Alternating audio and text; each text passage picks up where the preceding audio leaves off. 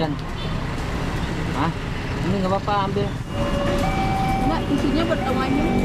Ini semua ada semua. Jajan, juga jajan. Jangan menyelesaikan anak jalanan sebagaimana yang terlihat, dan kita menggunakan generalisasi itu tentu tidak tepat. Mereka butuh untuk diakui sebagai manusia seperti manusia yang lain.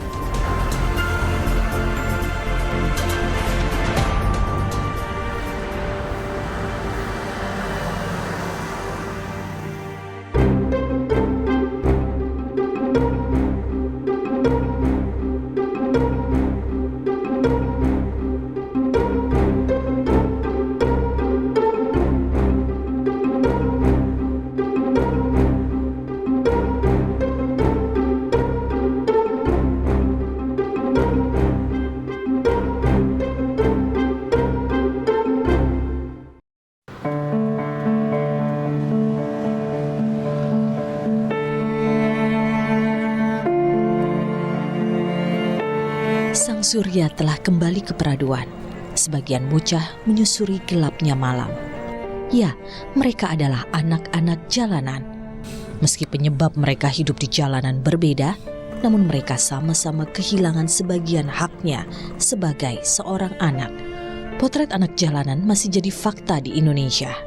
Meski jumlahnya diklaim pemerintah menurun setiap tahun, anak jalanan masih ada di sudut-sudut kota besar, termasuk di ibu kota. Tak hanya sebagian haknya yang hilang, pergaulan bebas dan stigma soal anak jalanan seakan jadi cerita lama. Dengan kamera tersembunyi, tim berkas Kompas masuk ke lingkungan anak jalanan. Jangan meledak pantang maut tuh di gebuk gorila tuh, ceker muntah orang tuh. Lebih banyak begitu. Lebih banyak. Mau ngasih setengah lagi, setengahnya ngasih ke gua. Obrolan kasar dan penyalahgunaan narkoba jadi temuan yang didapat tim berkas Kompas dari salah satu sudut ibu kota. Narkoba jenis sabu dan tembakau gorila digunakan sejumlah anak sebelum turun ke jalanan untuk mencari uang. Kehidupan kelam anak jalanan ibu kota masih jadi fakta, meski DKI Jakarta mendapat penghargaan sebagai provinsi bebas anak jalanan pada tahun 2018. Fakta adanya anak jalanan yang terjerumus narkoba masih terjadi meski upaya penanganan diakui gencar dilakukan. Dalam untuk menjaga kerentanan-kerentanan, karena petugas kami ini berjaga di sana selama 2 shift. Jadi jam 7 pagi sampai jam 3 sore. Jam 3 sore sampai jam 11 malam.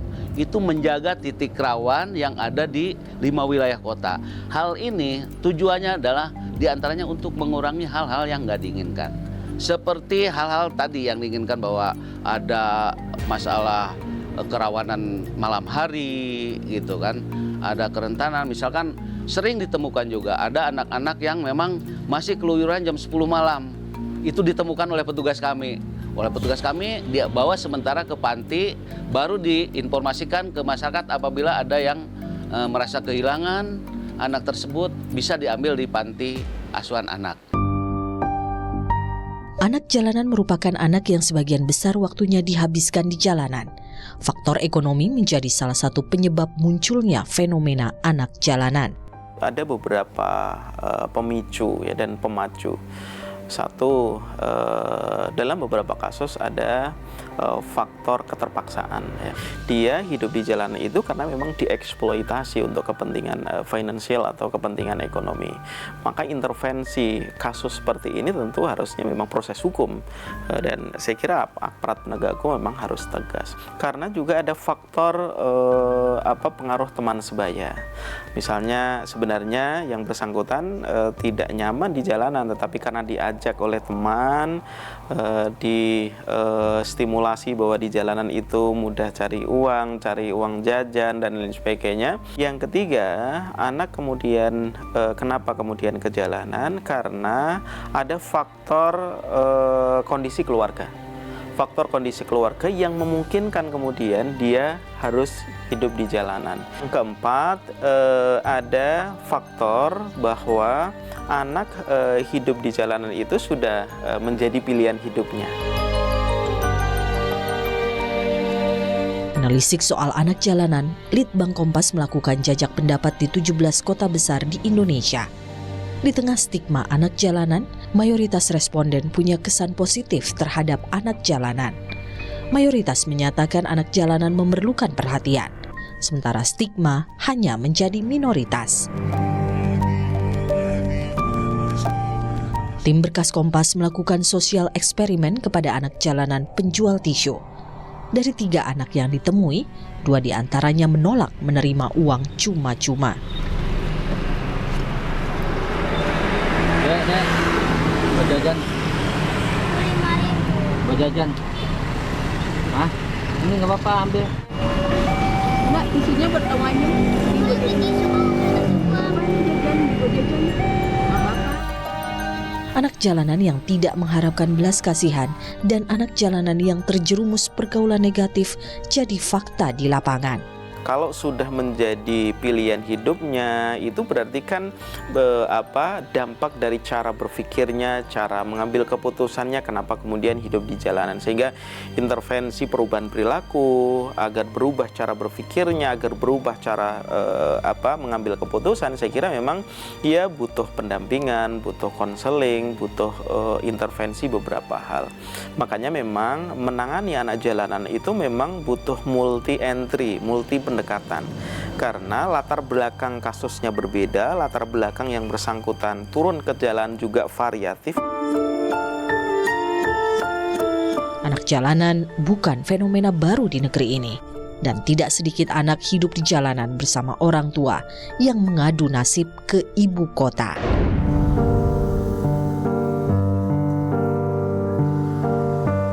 Waktu baru menunjukkan pukul 5:30 pagi.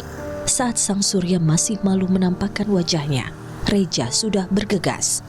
Bergegas dari trotoar tempat semalam ia, istri dan 2 orang anaknya tidur.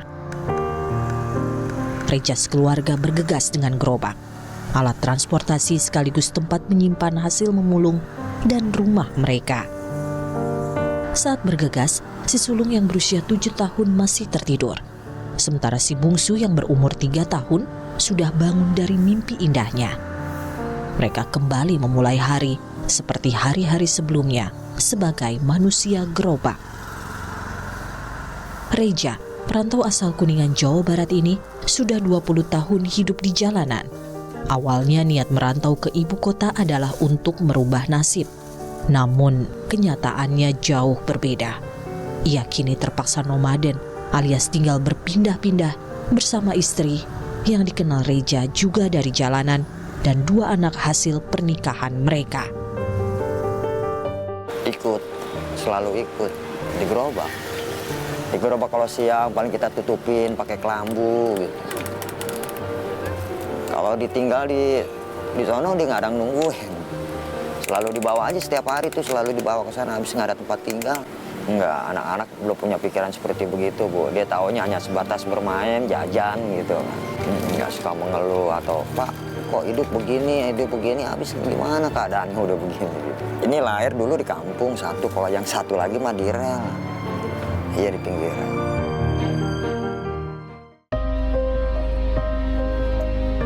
Dua anak Reja terpaksa harus tumbuh dan berkembang di jalanan. Mereka selalu ikut kemanapun pergi, termasuk saat memulung. 2 anaknya ikut menyusuri setiap sudut dengan segala resikonya. Kini sang sulung punya mimpi untuk bisa bersekolah. Dia sekarang suka ngelihat anak-anak gitu, Pak, mau sekolah gitu kan. Cuman caranya gimana, sedangkan kan harus ada gimana lah gitu. Yang penting mah anak sekolah gitu, itu maksud saya. Harapan saya tuh cuma dia doang, sama 2 tuh anak. Kalau saya mah istilahnya memang udah biasa lah kan hidup begini. Yang penting kan jangan sampai anak tahu gitu kehidupan seorang orang tua tuh gimana. Ada sih, Bu, pikiran seperti begitu. Cuman saya pikir dana dari mana gitu kan. Caranya gimana untuk sekolah dia tuh. Ada dari tahun-tahun kemarin juga saya mikirin nih anak bakal sekolah atau enggak. Itu dia, orang itu udah nggak peduli, udah masa bodoh, sifat-sifat gimana sih ya. Sebisa-bisa mungkin aja gimana caranya tuh anak bisa masuk sekolah sendiri gitu. Tanpa ada sepengetahuan gimana solusinya. Nggak ada. Berstatus pendatang, Reja tidak memiliki kartu identitas yang lengkap. Begitu juga dengan dua buah hatinya. Mereka yang lahir dari hasil pernikahan yang tidak tercatat negara ini bahkan tidak memiliki akte lahir. Soal identitas anak jalanan yang tidak jelas sudah terjadi sejak tahunan lalu. Bisa bersekolah di ibu kota hanya jadi mimpi bagi anak jalanan para pendatang karena pemerintah DKI Jakarta punya peraturannya. Kalau memang itu merupakan anak jalanan yang bersama-sama tadi yang disampaikan itu menjadi manusia gerobak, di situ ada orang tuanya, ada anaknya. Kalau memang kebijakan pemerintah kami akan dikembalikan ke daerah asal. Kalau ngelihat data, secara umum data penyandang masalah kesejahteraan sosial yang ada di DKI Jakarta hampir 60% itu luar DKI Jakarta. Termasuk diantaranya anak jalanan. Soal penanganan penyandang masalah kesejahteraan termasuk anak jalanan, setiap daerah memiliki peraturannya. Namun tidak boleh menutup mata, ada fakta banyak anak jalanan yang mengubur mimpi bisa bersekolah karena ada di persimpangan antara hak dasar anak dengan peraturan. Lantas, apa kendala pemerintah pusat dalam memutus rantai anak jalanan? Bagi mereka-mereka yang tidak memiliki identitas, kita inikan dulu, kita dekati dulu, kita kumpulkan, kita himpun, kita bawa ke balai, kita lakukan assessment.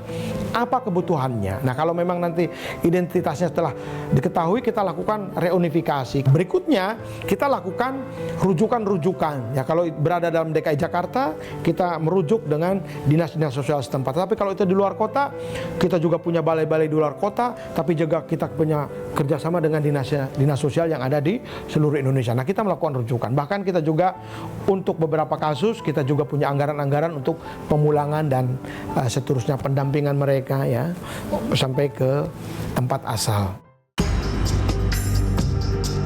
Terlepas dari peraturan, jalanan bukanlah tempat yang ramah bagi tumbuh kembang anak.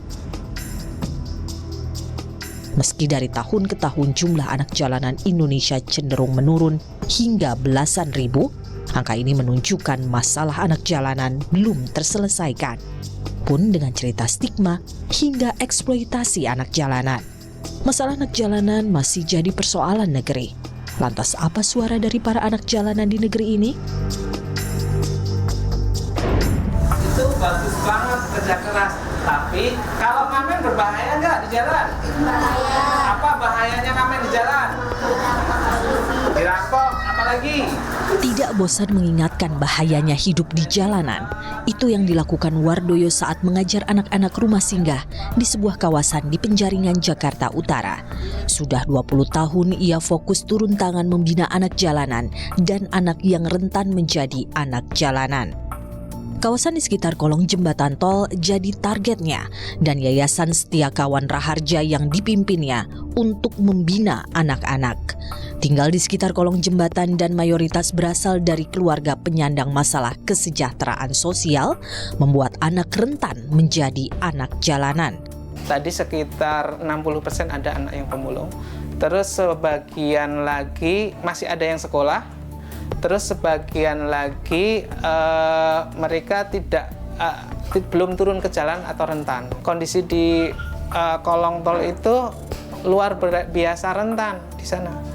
Terus sebelahnya ada lokalisasi.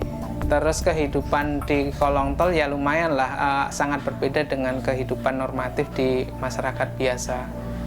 Contoh-contoh yang mereka lihat langsung, hal-hal yang negatif itu bisa ditemukan di sana. Bukan harus punya Tidak mudah bagi Wardoyo dan kawan-kawannya dalam membina anak untuk membawa keluar dari jalanan.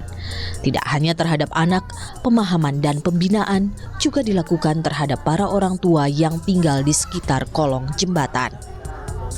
Anak di jalanan itu kan dia bisa bebas kemana-mana, bisa ganti kendaraan, main, bercanda macam-macam, dapat duit lagi kan itu. Nah itu kan luar biasa tantangan dalam dunia supaya mereka tertarik pendidikan kan ya. Kayak misalnya yang kegiatan sekarang itu kan memang dari sejak awal, dari sejak usia dini kita ajak untuk belajar terus di sini nih setiap hari nih. Jadi supaya mereka itu tertanam bahwa pendidikan itu penting gitu loh.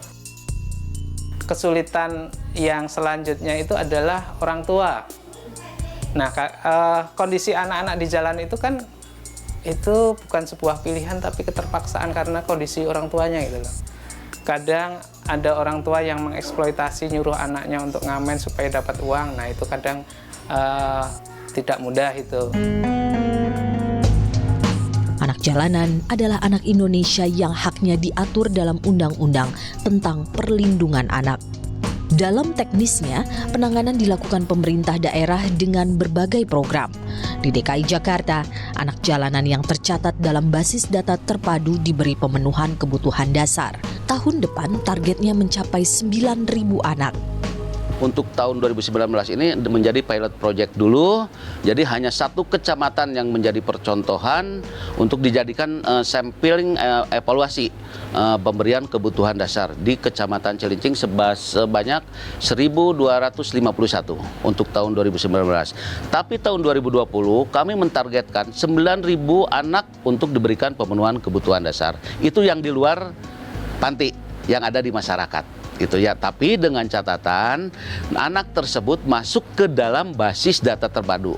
Jadi hal ini mengurangi masalah anak bisa turun ke jalanan. Selain program pemenuhan kebutuhan anak, panti sosial milik Pemprov DKI juga jadi cara penanganan anak jalanan. Salah satunya panti sosial asuhan anak Putra Utama II. Lebih dari 100 anak jalanan yang terjaring tinggal di tempat ini. Tidak hanya mendapat pendidikan formal, bimbingan belajar, serta kegiatan positif juga diberikan bagi mereka. Namun tidak semua anak jalanan bisa tinggal di panti.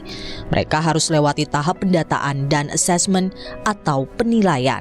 Ini secara berkala mendatangkan senior-senior mereka, Pak, yang sudah berhasil di luar sana untuk beberapa waktu datang ke panti, memberikan semangat kepada adik-adiknya, junior-juniornya bahwa kehidupan setelah bersekolah di panti itu nanti mereka akan lebih baik hidupnya di luar setelah mendapatkan pendidikan di panti. Ini suntikan-suntikan atau treatment-treatment di dalam panti agar adik-adiknya yang di dalam panti bisa tidak terpengaruh, tidak keluar dari panti, tetapi tetap melanjutkan pendidikan dalam panti agar nanti setelah selesai mereka pun bisa menyamakan dengan kakak-kakaknya yang sudah bekerja di luar sana.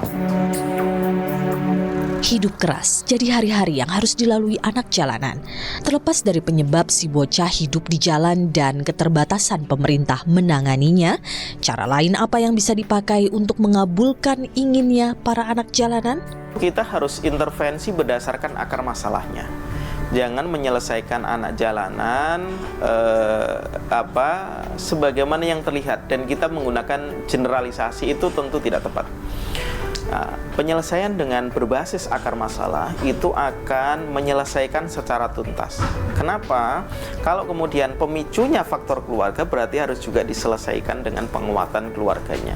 Kalau pemicunya karena dieksploitasi oleh orang tertentu, proses hukum harus berjalan kepada pelaku gitu. Kalau pemicunya terkait dengan temannya di sekolah, berarti juga pendekatan berbasis satuan pendidikan juga penting, dicerahkan agar kuantitas anak-anak jalanan semakin hari semakin berkurang. Sebetulnya anak jalanan itu ya mereka butuh untuk diakui sebagai manusia seperti manusia yang lain. Walaupun stigma masyarakat itu kurang bagus terhadap anak, tidak muluk-muluk sih. Bisa berpakaian seperti orang lain, bersikap, berkata-kata seperti orang lain. Terus ada tugas-tugas kehidupan juga seperti misalnya tugas anak sebagai pelajar juga seperti anak yang lain dan sebagainya. Pada dasarnya, anak jalanan sama dengan anak-anak pada umumnya. pun dengan pemenuhan haknya karena mereka anak bangsa yang juga punya cita-cita. Harapannya sih pengen megang uang sendiri biar nggak ngerepotin orang tua lagi. Kevin pengen punya rumah supaya tidurnya nyaman. Dan nyupir mobil truk biar bapak bisa itu kerja. Jadi guru. Kenapa pengen jadi guru? Biar anak-anaknya pada pintar.